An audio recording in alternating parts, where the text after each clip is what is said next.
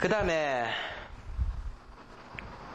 자향론은 이기론이라고 하는 음양, 오행, 사상, 팔계를 가지고 패철과 연결시켜서 산줄기가 어느 방향에서 들어오느냐, 어느 방향으로 나가느냐, 물줄기가 어느 방향에서 들어오느냐, 어느 방향으로 나가느냐를 24방위로 따져서 이러쿵저러쿵 계산해가지고 자향을 비트는 방법들입니다. 근데 여기에는 이 자향론에는 꼭 패철만 사용하는 방법은 아니에요. 앞산이 좋은 게 있으면 앞산 그대로 갖다 꽂아버립니다. 베란다 향을. 앞산이 억수로 좋은 모양이 있거나 물이 억수로 좋은 모양이 있거나 이러면 바로 그냥 갖다 꽂아버리는 방법도 있는데 제일 많이 알려진 방법은 뭐다? 패철이라고 하는 나침판 도구를 사용해서 이 방향으로 집을 짓자, 저쪽으로 베란다를 내자, 이렇게 이제 이야기하는 게 자향론 이기론입니다. 그러면은 여기에서 자향론에서 우리가 배워야 될 부분들은 어느 부분이냐 하면은 뭐 음양 당연히 알 거고요. 그 다음 오행 알 거고, 그 다음 십간 십이지지 알 거고, 그 다음 사상팔계는 조금 익숙하지 않죠, 명리팀에게는. 사상팔계는 제가 해드리겠습니다. 필요한 부분은 64캐까지 안 나갑니다. 그 다음에 포태법이라고 하는 법이 무슨 말이냐, 12운성법입니다. 요거 사용합니다. 그러니까 요 포태법은 결국에 뭐죠? 삼합이죠. 그죠? 삼합을 누가 썼다? 서기 900년이니까 856년에 이제 도성국사 태어나고 그랬으니까 1100년 전에 도성국사가 삼합을 사용했습니다.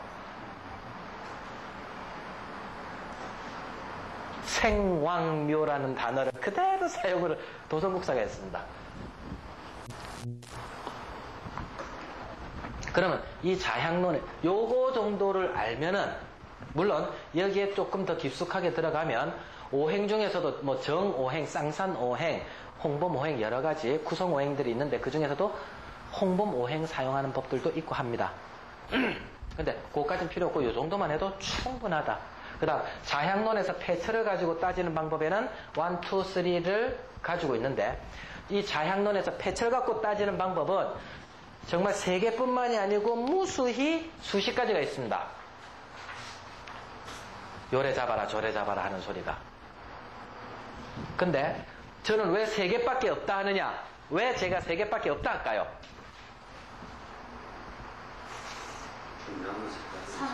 왜 중요하니까 제가 3개만 하라 할까요? 왜 중요합니까?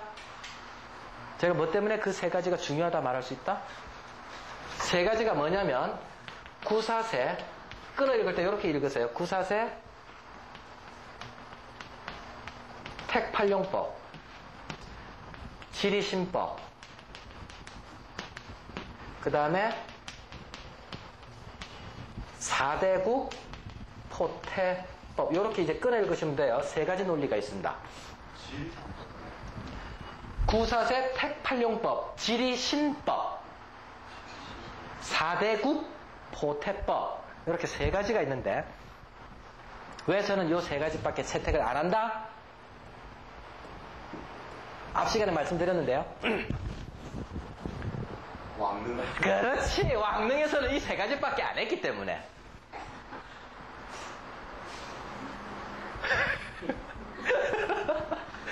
카메라 사죠. 뭐라고요? 요새 아니 우리 강의할 때 하도 우리 강의하고 카메라가 더 사가지고 아니 카메라도 사야지. 그런 게 키스. 네. 자, 고려시대 500년. 자, 요 구사세 택팔용법은 신라 말 때부터 고려 초 때까지 많이 애용했던 방법이고요. 두 번째 지리신법은 고려 중기서부터 조선 초까지 많이 사용했던 방법이고요. 그 다음 사대국 포태법은 조선 중기서부터 이후에 많이 사용되었던 방법들입니다.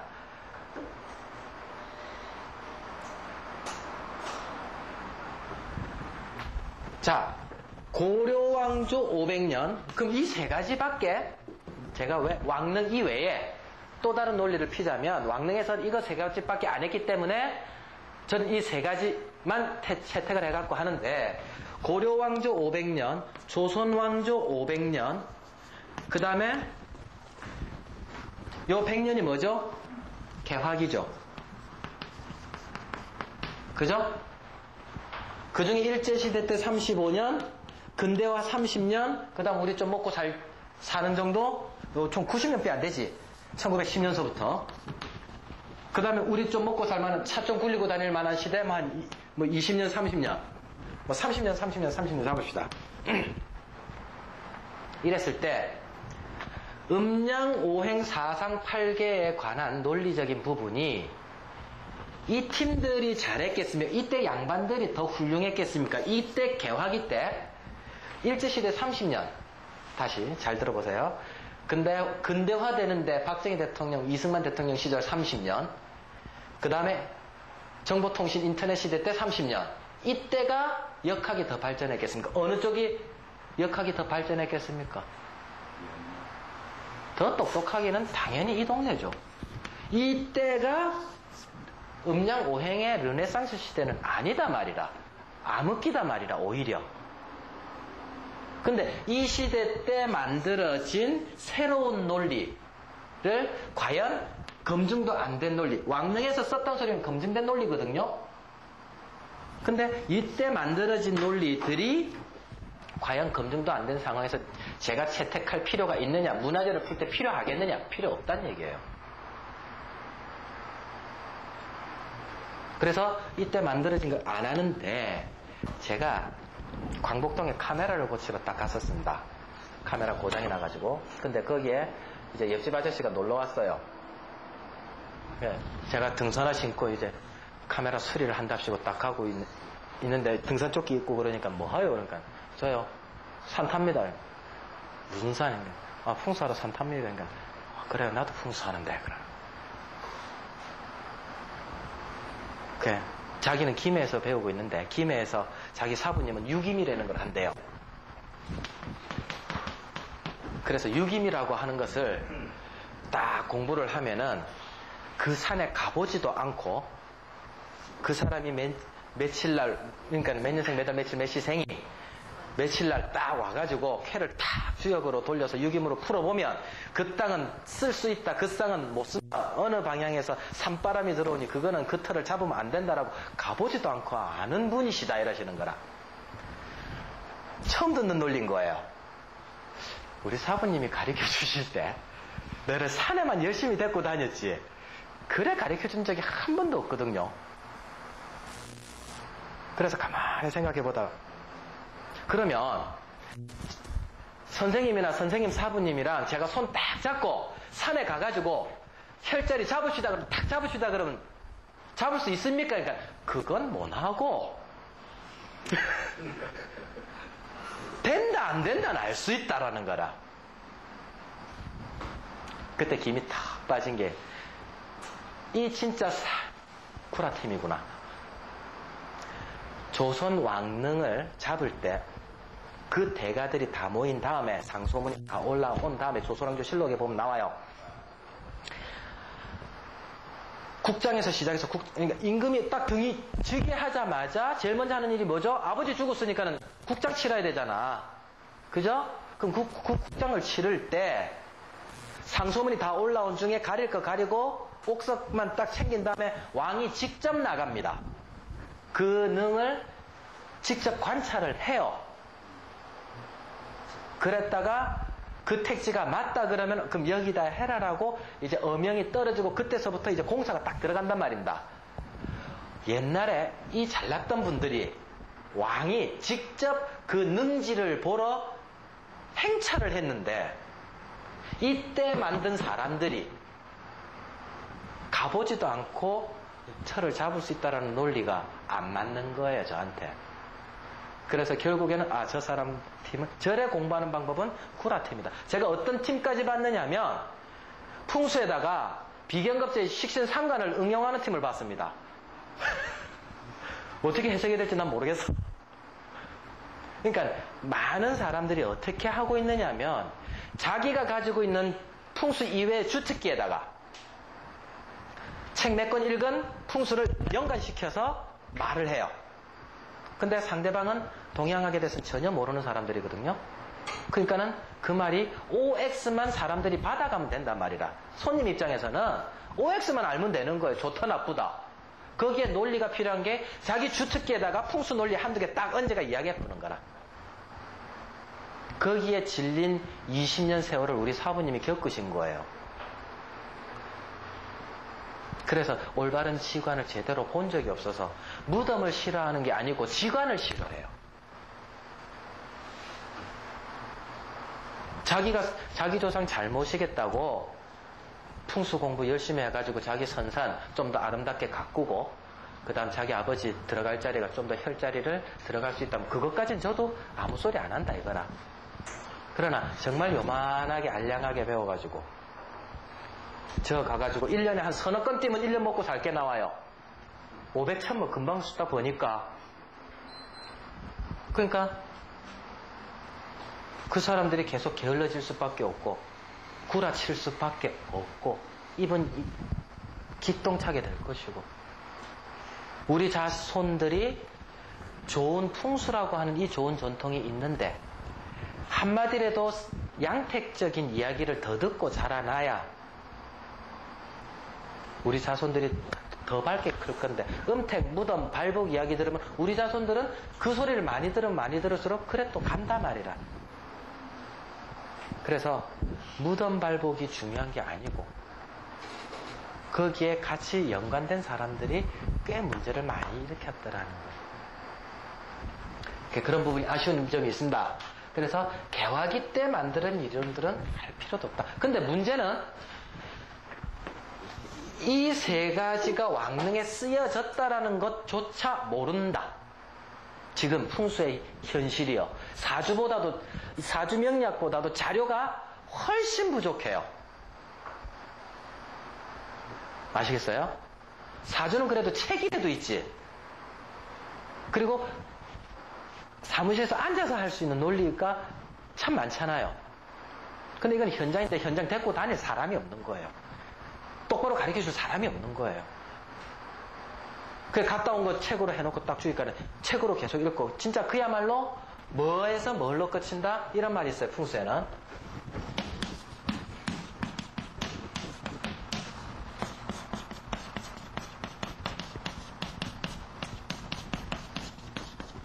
산은 산대로 놀고 글은 글대로 논다 표현이 있습니다.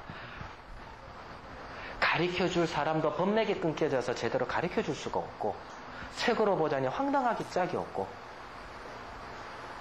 그러다 보니까는 근데 거기에 돈들이 묻어있고 이 분야에 돈들이 어구에 묻어있잖아. 벤츠 타고 오느냐 티코 타고 오느냐 그랜저 타고 오느냐에 따라서 단가가 우르륵 한단 말입니다. 이런 부분에서 좀 아쉽다. 그 다음에 우리가 배워야 될 것들이 도풍수 도읍 이성계가 한양을 잡게 되고 했던 이야기들을 또 한 테마 삼아서 이야기를 해드릴 거고 그 다음에 답사를 지수 쪽에 가서 이제 봉황 한 마리 잡고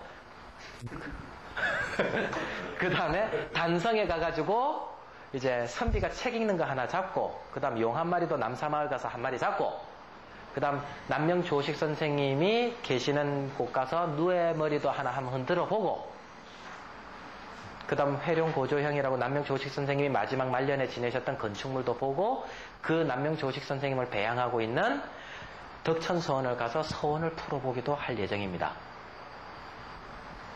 그 다음에 이제 왕릉풍수 또 역시 슬라이드로 쭉 계속 시청각 교육이라고 쓰여 있는 부분들은 전부 다가 슬라이드 상행입니다. 설명해가면서요. 그 다음 왕릉풍수, 왕릉에 대해서 여기서 워낙 거리가 머니까 거기는 1박 2일 코스로 가야 되는데 그거는 잡기가 힘드니까 일단 슬라이드로서 하도록 할 거고요. 서원풍수도 제가 또 준비를 할 거고요. 만약에 위에 것들이 말이 좀 늘어지면 서원풍수 조금 빼고 말로 때우겠습니다. 그 다음에 음양 오행 공부할 거고 사상팔계 쉽게 가르쳐 드릴게요. 음양오행은 생각보다 진도 빨리 나갈 수 있겠죠? 예, 이 팀들은 뭐 12운성까지 싹 다 돌릴 줄 아니까. 근데 차이점은 뭐냐면, 그냥 우리, 얘는 다 돌릴 줄 아니까 말씀드릴게요. 걸록재앙, 세병삼이와 절태양, 걸록부터 시작하죠. 사주에서는, 그죠? 여기는 그게 아니고, 절태양부터 시작합니다. 풍수에서는.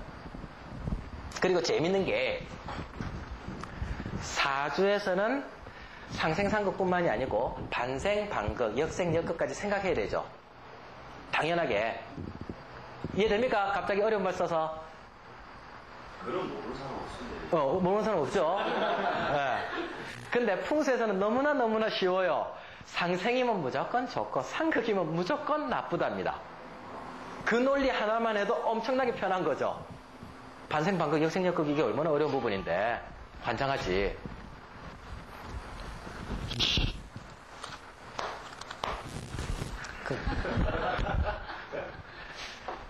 그러니까 이론적인 부분은 그렇게 안 어렵습니다. 그리고 슬라이드를 보면서 열심히 따라오시면 돼요. 그럼 그런 음양오행 사상팔계를 딱 마치고 나서 그 다음에 이제 가상하게 들어갑니다. 이 집이 8등급짜리 집 중에 몇 등급짜리 집에 들어가느냐. 집의 중심을 딱 잡아가지고 모는종의 자기 집을 이제 가로 세로 쫙 세우고 튀어나온 부분 들어간 부분 다 재갖고 오시는 거예요, 여러분들이. 예? 그 다음에 집 중심을 딱 잡는 법을 이제 저한테 배우시고 나서 폐철을 또 배우시고 나서 우리 집은 이렇게 사상팔계 오행, 음양오행 가지고 딱 계산하니까 이건 몇 등급짜리 집이구나. 근데 거기서 교정을 봐야 될 건 뭐겠구나. 교정하는 거를 다 배우시게 될 거예요. 우리 집은 이렇게 그럼 교정을 하고 화분은 어디다가 놔가지고 그 길을 순환시키자. 그 다음 그 외에 어디다가 전등불을 켜가지고 기운을 좀 더 그쪽 부분을 더 밝게 만들어주자. 어디다가는 돌을 놔가지고 그 기운이 조금 무겁게끔, 그 부분이 무겁게끔 해서 기운을 깔아앉혀주자. 이제 이런 것들을 실내 인테리어로 들어가가지고 종강을 하게 됩니다. 제가 스케줄이 조금 빡빡하게 짰으니까 열심히 따라오셔야 돼요. 한 테마 한 테마가 좀 비중들이 있으니까. 그리고 폐철 같은 경우에도 요게 11,000원 정도 아래 위로 합니다. 시세 좋을 땐 10,000원, 시세 좀 안 나쁘면 12,000원 뭐 이럽니다. 그거 어디가 사야 됩니까? 제가 사다 드릴게요. 그게 제가 가면 담은 500원이라도 까진단 말이라. 왜 한꺼번에 목돈으로 사니까. 요 온천장 같은 데서 사면 이거 15,000원, 2만원까지 마구 불러요. 근데 저 진시장 있죠? 예, 진시장이 불교회관. 거기 가면은 좀 싸요. 근데 시세에 따라서, 예, 10,000원, 뭐 11,000원. 어쩔 때 내 최대 12,000원까지 사본 적이 있던 거 기억이 나는데, 10,000원, 11,000원 이란다고. 그냥 한꺼번에 제가 도매를 딱 해가지고 딱 사드리면 될 테니까 그때 돈 내면 돼요. 그 다음에 책 하나, 5,000원짜리 책 하나 사시면 될 거예요. 제가 정리한 책이 있어요. 교수님한테, 장영우 교수님한테서 받았는데 그 책이 너무 어지러운 거야. 참은 잘못 보겠더라고. 그래서 그걸 새로 정리를 이쁘장하게 해놓은 책이 있어요. 그거 복사해 주시면 돼요. 그렇게 하시면 되고, 여기에서 요런 거를 폐철이라고 하는데, 요 폐철이 총 9줄입니다. 안에서부터 바깥으로 쭉 나오는 게 9줄이에요. 첫 번째 줄, 두 번째 줄, 세 번째 줄, 네 번째 줄, 다섯, 여섯, 일곱, 여덟, 9째 줄. 이걸 9층 나침판이라 그럽니다. 안에서부터 1층이에요. 1층, 2층, 3층, 4층, 5층, 6층, 7층, 8층, 9층까지 쭉 나오는데 이 중에서 5, 7, 9층은 무덤하고 관계된 부분입니다. 예. 그래서 5, 7, 9층은 제가 강의를 안 해드릴 거고요. 예? 그 다음에 너무 못됐죠? 예? 양하는 김에 다시 해주세요. 왕릉에서도 사용 안 한 5, 7, 9층입니다. 됐습니까? 그 다음 핑계가. 뭐 정 필요하시면 생각해 볼게요. 근데 필요 없는데. 그 다음 나머지 1, 2, 그 다음 3층은 삼합입니다. 3층은 삼합이고요. 그 다음에 나머지 1, 2, 4, 6, 6, 8은 황천사를 찾는 방법입니다. 황천살은 뭐냐면은 그야말로 황천 간다는 살입니다. 그 방향에서 이렇게 딱 계산을 해보니까 그 방향에서 나쁜 기운이 들어오더라 하는 겁니다. 그래서 이 황천살은 궁궐에서도 썼고 왕릉에서도 썼고 전통가옥에서도 썼고 절터 사찰에서도 다 썼어요. 그래서 이거는 황천살 찾는 부분을 집중적으로 제가 가르쳐 드릴 겁니다. 그래서 자, 다시 한번 테마를 쭉 따지면 첫 번째 별로 형세론이라는 거, 형국론이라는 거, 자양론이라는 기본 이론 가르쳐 드리고 그것을 종합시켜서 도읍풍수, 마을풍수, 도읍풍수, 왕릉풍수, 소원풍수를 들어갔다가 그 다음에 거기까지는 문화재 풍수로 놀다가 그 다음 후반기 들어가면서부터 음양, 오행, 사상, 팔계, 폐철 그 다음 집 중심 잡아가지고 계산해가지고 우리 집을 어떻게 바꾸면 되겠느냐 하는 걸로 16강 종강을 마칠 겁니다. 되셨어요? 예, 질문 받겠습니다.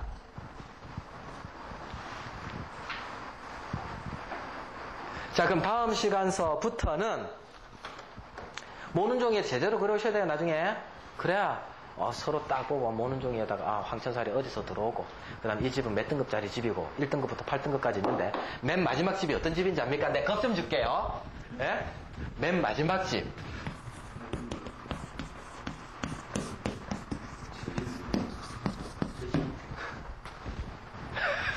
쌀벌하죠? 근데 중국 사람 책이기 때문에 양택 삼녀라고 해가지고 중국 사람 책이기 때문에 과장이 심합니다. 그렇게 일단 아세요. 뭐 부자가 되는 집, 부자가 안 되는 집, 꼬라박는 집, 명예가 잘 되는 집, 명예가 안 좋아지는 집, 건강이 잘 되는 집, 건강이 안 좋아지는 집, 속기발복은 되는데 오래 살면 안 되는 집, 자손만 돼 번창하는 집, 절명되는 집, 이렇게 8가지가 쭉 있습니다. 그런 것들을 과장을 조금 빼버리고 생각을 하시면서 자기 집을 분석해 나가면 재미있으실 거예요. 저 이거 겁준 거 아닙니다. 자, 그러면은 오늘 강의 여기서 마치도록 하겠습니다. 수고하셨습니다.